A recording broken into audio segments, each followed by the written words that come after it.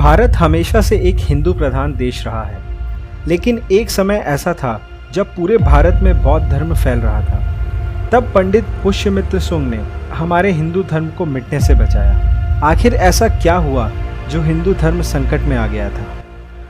चाणक्य और चंद्रगुप्त को भला कौन नहीं जानता। इन्होंने ही विश्व विजेता सिकंदर को हराकर गुप्त साम्राज्य की नींव रखी थी। आगे जाकर चंद्रगुप्त ने जैन धर्म को अपनाकर राजपाट त्याग दिया।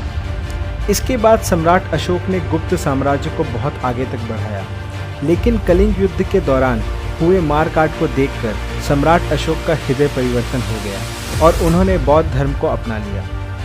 सम्राट अशोक के बौद्ध धर्म को अपना लेने के बाद उनके वंशजों ने पूरे भारत में बौद्ध धर्म लागू करवा दिया। सैकड़ों हिंदू मंदिरों को तोड़कर वहां बौद्ध मठ बनवा दिए गए और साथ ही साथ सभी लोगों को धर्म परिवर्तन करने पर मजबूर किया गया। बहुत से ब्राह्मण ने बौद्ध धर्म को अपनाने से इनकार कर दिया। उन्हीं ब्राह्मणों में से पुष्यमित्र सुंग के माता पिता भी थे। जब उन्होंने धर्म परिवर्तन करने से मना किया तो उन्हें सबके सामने कटवा दिया गया।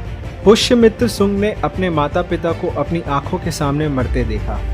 तब उसने कसम खाई कि एक दिन वो बौद्ध धर्म को मिटा देगा और फिर वो जंगल की ओर चला गया। मगध वंश का आखिरी राजा था बृहद्रथ। उसने भी अपने वंशजों की तरह बौद्ध धर्म को फैलाया। एक दिन राजा बृहद्रथ जंगल में घूमने निकले। अचानक उनके सामने एक शेर आ गया। शेर राजा की ओर झपटा। शेर राजा तक पहुंचने ही वाला था कि अचानक एक लंबा चौड़ा भीम जैसा व्यक्ति उसके सामने आ गया। उसने अपने मजबूत बाजुओं से शेर को जकड़ लिया और उस शेर को बीच से फाड़कर फेंक दिया।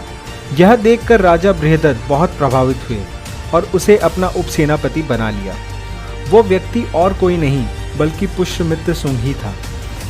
धीरे धीरे अपनी बहादुरी और शौर्य के बल पर वो सेनापति बन गया। वहीं दूसरी ओर यमनों के शासक को पता था कि मगध सम्राट बृहद्रथ एक कमज़ोर शासक है। बचपन से ही बृहद्रथ युद्ध में बहुत कमज़ोर था, क्योंकि वो शांति के मार्ग को अपनाए हुए था।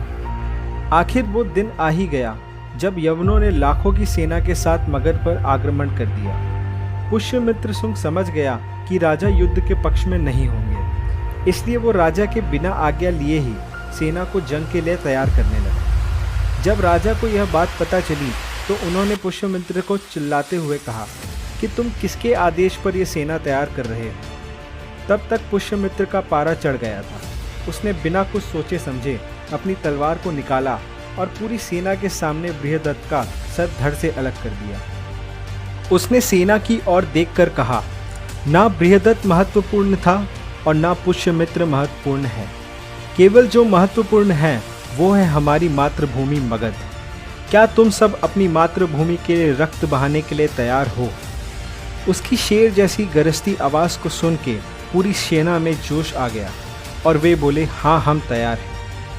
इस तरह पुष्यमित्र ने यवनों को हरा दिया और मगध की जनता ने पुष्यमित्र को मगध का राजा बना दिया। राजा बनते ही पुष्यमित्र ने घोषणा की कि अब कोई बौद्ध धर्म को नहीं मानेगा। हिंदू धर्म आज से ही राजधर्म होगा। जिस किसी के माथे पे तिलक नहीं होगा उसका सर धड़ से अलग कर दिया जाएगा। इस तरह पुष्यमित्र सुंग ने वापस भारतवर्ष को हिंदू देश बनाया।